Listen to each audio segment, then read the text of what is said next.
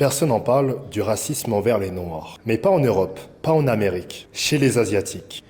Et je vais vous raconter pourquoi ça m'a marqué personnellement depuis tout petit. Depuis petit, ma famille me répétait des choses que je n'arrivais pas à comprendre. Traîne pas avec les Noirs, ils sont sales, ils sont sauvages, ils sont dangereux. Je ne comprenais pas. D'un côté, j'avais ma foi chrétienne, où on nous avait appris qu'on avait tous la même couleur de sang.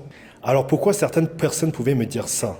Pourquoi on me disait de ne pas m'en approcher? Je me suis toujours posé la question, et en grandissant, en me mettant ces interdits, ça m'a poussé à chercher la vérité par moi-même. Très vite, j'ai commencé à faire mes propres expériences, et j'ai trouvé des affinités avec des frères maliens, sénégalais. J'ai grandi avec eux, que ce soit en famille d'accueil, ou en foyer, ou dans la rue. J'ai découvert quelque chose de simple mais puissant, la sincérité.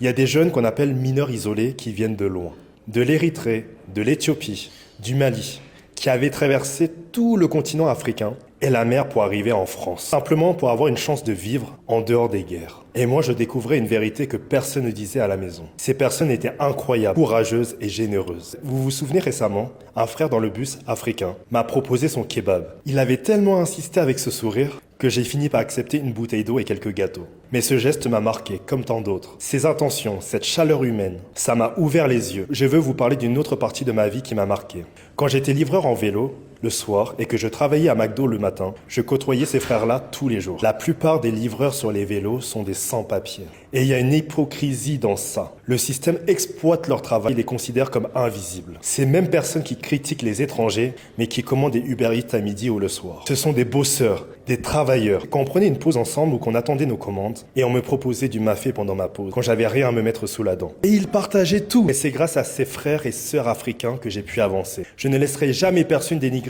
une origine, un parcours ou une couleur. Mais pourquoi ce racisme existe-t-il en Asie? Premièrement, c'est historique. Dans de nombreux pays asiatiques, le contact des Africains a été très limité, souvent médiatisé par le colonialisme ou le commerce triangulaire. L'image du noir a été construite comme l'autre, exotique, parfois dangereux. Deuxièmement, la société asiatique valorise l'homogénéité. En Thaïlande, en Corée ou au Vietnam, le fait d'être différent, c'est souvent stigmatisé. Et même moi, je le vis au Vietnam. Troisièmement, il y a un facteur social et économique. Certains Asiatiques associent la pauvreté à l'Afrique, renforçant les stéréotypes absurdes et dangereux. Ces clichés se transmettent de génération en génération. Et heureusement que la nouvelle génération est en train de prendre conscience avec l'ouverture. Moi, j'ai grandi avec ces phrases dans la tête, mais j'ai choisi de les déconstruire. Aujourd'hui, je suis en Afrique, à Madagascar. Et j'y vis. Et ce que je constate, c'est incroyable. On a encore plus de similitudes que de différences. Les plats, épices, riz, viande, traditions culinaires, le respect des anciens, comme au Vietnam ou à Madagascar. Vêtements, les danses, les légendes avec les sorcières. Je me sens chez moi, pour qui je suis.